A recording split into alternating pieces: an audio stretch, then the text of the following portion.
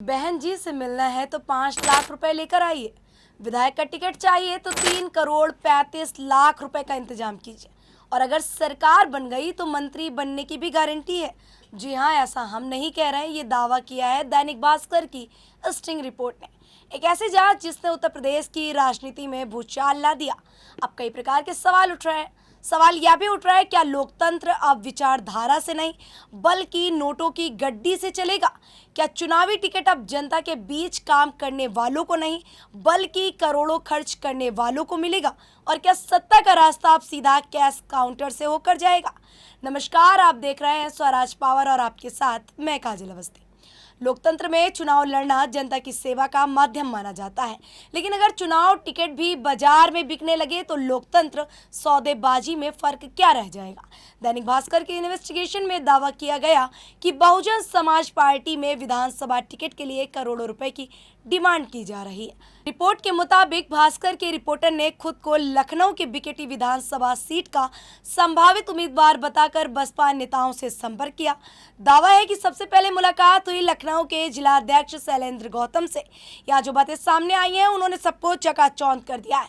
कथित तौर पर यह कहा गया कि अगर मायावती से उम्मीदवार की हैसियत से मिलना है तो 5 लाख रुपए लेकर आना होगा और ये पैसे किसी रजिस्टर में नहीं दर्ज होंगे बल्कि इसे तो गिफ्ट की तरह बहन जी को दिया जाएगा। इसके बाद यहाँ से ही शुरू होती है टिकट की असली कहानी। दोस्तों, रिपोर्ट के मुताबिक बिकेटी विधानसभा सीट से टिकट पाने के लिए 3 करोड़ 35 लाख रुपए की रकम बताई गई है। दावा किया गया है कि पैसा एक बार में नहीं किस्तों में भी जमा किया जा सकता है, लेकिन पूरा भुगतान चुनाव से पहले करना होगा। इतना ही नहीं, कथित बातचीत पे ये भी कहा गया कि अगर कोई दूसरा दावेदार ज्यादा पैसा लेकर आ जाता है तो उसे भी मैनेज कर लिया जाएगा। दोस्तों, भास्कर की टीम यही नहीं रुकी, उन्होंने बसपा के प्रदेश अध्यक्ष यानी कि विश्वनाथ पाल से भी मुलाकात की है। रिपोर्ट में दावा किया है कि उन्होंने भी लगभग वही रकम बताई थी और टिकट दिलाने की प्रक्रिया भी इसी तरीके से पूरी समझाई थी। सबसे हैरान करने वाला मामला और दावा तो तब सामने आया जब कथित तौर पर यह कहा गया कि अगर सरकार बन जाती है तो मंत्री पद तक भी दिलाने की कोशिश पूरी की जाएगी। यानी कि टिकट का भरोसा, जीत का भरोसा और मंत्री बनने का भरोसा। अब ये सवाल साफ है कि अगर राजनीति में आपको प्रवेश करना है तो राजनीति में प्रवेश का टिकट ही करोड़ों में बिकेगा तो आम जनता क्या करेगा? आम जनता किस तरीके से चुनाव लड़ेगा?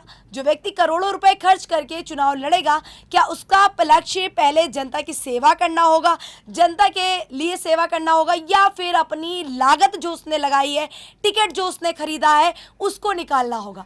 क्या राजनीति धीरे धीरे लोकतंत्र से निकलकर निवेश और रिटर्न का कारोबार अब बनती जा रही है? रिपोर्ट में कई प्रकार के दावे किए गए हैं। कई सीटों पर उम्मीदवारों की घोषणा भी हो चुकी है और जहां पैसा पहुंच गया है वहां पर टिकट भी लगभग अब तय माना जा रहा है।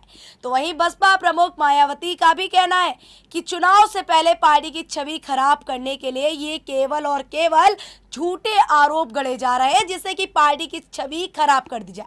लेकिन इस इन्वेस्टिगेशन ने एक बार फिर से चुनावी राजनीति की उस हकीकत की बहस छेड़ दी है जिसके बारे में अक्सर चर्चा तो होती है लेकिन सबूत बहुत कम मिल पाते हैं और बहुत कम सामने आ पाते हैं जनता के। क्योंकि सवाल सिर्फ यहाँ बसपा का नहीं, सवाल पूरे राजनीतिक सिस्टम का है। सवाल उस लोकतंत्र का है जहां संविधान कहता है कि हर नागरिक चुनाव लड़ सकता है, हर नागरिक को यह अधिकार मिला हुआ है। लेकिन अगर रास्ता करोड़ों की रकम से होकर गुजरेगा तो क्या आम आदमी वास्तव में, दोस्तों, क्या चुनाव लड़ पाएगा?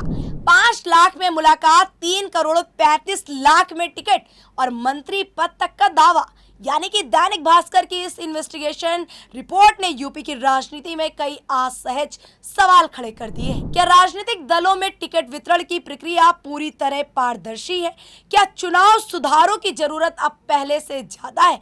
और क्या लोकतंत्र में जनता की आवाज अब पैसे से तौली जाएगी या पैसे से बोली जाएगी? फिलहाल इन दावों पर सियासत गर्मा गई है। बसपा की प्रतिक्रिया का इंतजार भी नहीं है क्योंकि जिस तरीके से आपको हमने बताया कि बसपा सुप्रीमो मायावती का भी बयान आ गया है इस पूरे मामले को लेकर।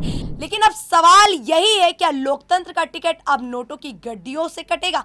फिलहाल ऐसी ही राजनीतिक खबरों के लिए जुड़े रहिए और देखते रहिए स्वराज पावर।